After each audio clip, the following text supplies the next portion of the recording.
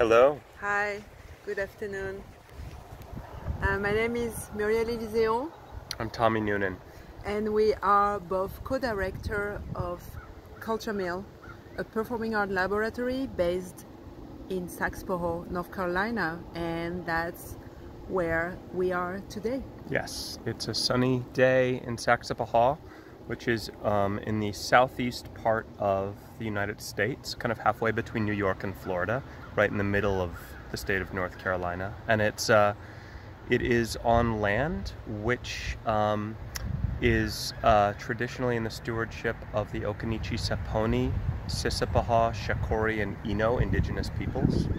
And that is the land on which we are creating performance work and also running a space called the Culture Mill Lab. And as we begin every of our talks and our meetings with a land acknowledgement, it's really important for her to, for us to acknowledge fully.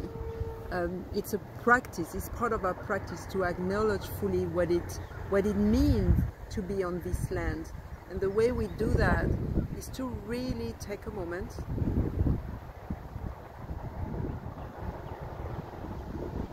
to be with our body and the presence of our body, acknowledging the land, acknowledging the wind, acknowledging what is there right now.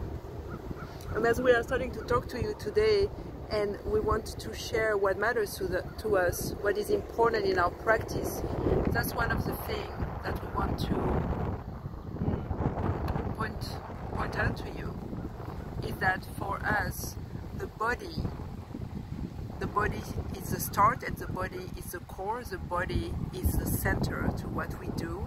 We are choreographers, performers, dance artists, so of course you would say the body is at the core, but in our practice we go into what it means actually to have a body, what it means to be human, and we try to develop our embodied practices around those questions through the body, in the body, with the body, our body as artists, our collaborators, but also our audiences, the institution and the people that inhabit them. All of those people are bodies that our practice talk to.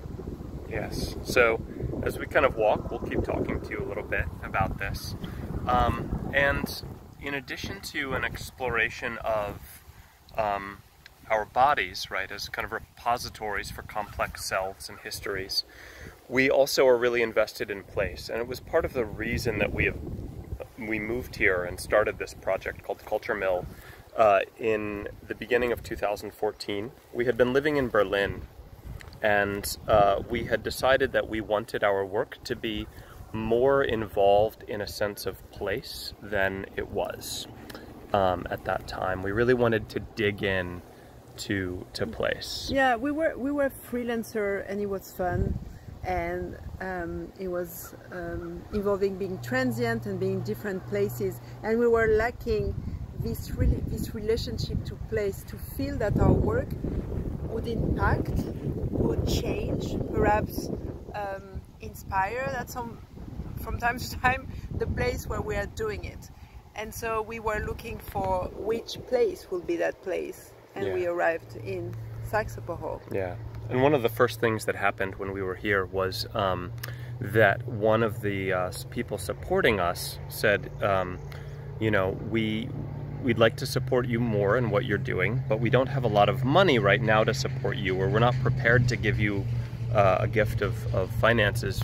And just a parenthesis to say that the idea of financing art in the US is, of course, a very different undertaking than it is in most European countries, involving, of course, much more soliciting to individuals and foundations for the support of work than public structures. Yeah, the public structure are involved, but they are not as present as they are in Europe, and they are definitely not central to the funding.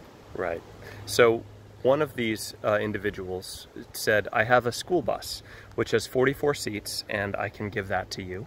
A beautiful vintage Bluebird bus, white and blue. The idea of taking audiences on a journey where no one knew what was going to happen. Yeah, and it became a kind of like, what was really exciting and became kind of like almost a symbol to our work is to have a community together, finding curiosity to what they don't know yet, and experiencing an artistic, having an artistic experience, a communal artistic experience, with a journey that they don't know about, and where the expectation and assumptions are played with. Yes. So we did that. We created a series of performances called Trust the Bus, where we took people on a journey somewhere in the rural area on our bus, and invited different artists to collaborate and create dances and theater productions and visual exhibitions, installations in the middle of the countryside. So that was kind of where we started with. So as we progressed, we began to develop a lot of relationships with larger institutions. Now we're in a rural area, we're in, fields and forests and farmlands, but we are not far from some major research university centers, cultural areas. And so we have developed links to big institutions at the University of North Carolina, another university called Duke University, which is a big medical research university, and one of our programs is specifically based around seeding new possibilities for artistic research and scientific research in joining creative dance processes with people living with Parkinson's disease. And this has been done through first an artistic perspective. So we work with big institutions. We have long-term partner with the American Dance Festival, and they commissioned a piece around that approach in the first place, and then we continue the research with Duke University that is going to culminate in a pilot research next season. And going back and landing again to what we began with, right, is that it starts and it centers around the body. So the research centers around the creative potential of the body, of any body, literally. And then this approach is also an approach that we take to other non-art sectors such as social justice and restorative justice sectors. Yeah. So how do we bring the body into, there is a lot of conversation, especially in the US right now, but how do we land into the body and how do we question through the body issues around race, around heritage, around ancestry, around belonging, and around communal imagination. I mean, specifically, the United States is a country that is based on racism and white supremacy, and is a country in which, especially in the southern United States where we are based, the mainstream of this country is coming to terms with this reality in a way that has not happened on the scale that it's happening right now, aside from the civil rights movement in the US in the 60s. And so all of this work too lands on bodies, on bodies of color, on white bodies, on the interaction between institutions and bodies, between state-sanctioned violence and bodies. Yeah, and that has led also to more recent collaborations that have really brought into sort of question as well, you being as well a brown person, an immigrant in this country in relationship to an African-American woman, a cellist in this country. Mm-hmm. And so the exploration of those questions, how do we, both brown, black women, how do we grapple, one immigrant, one African-American, how do we grapple with those questions? How do we invite the stories, and how do we tell the stories in a non-linear way through our different medium? I'm a dancer, I'm a performer, she's a cellist and a vocalist. And how do we invite people into a shared experience that invite all of the stories that are told or untold or untold to be in the space and to resonate with each other? So we have a space, it's called the Culture Mill Lab, and this space is central to what we do, not only because we create our own project in there, but also we have a policy that is an open space policy which give away the space to our local artists when the space is available, and try to share resources. It's yes. the gift economy is Wait, essentially what we're thank working you. on. Yeah, totally.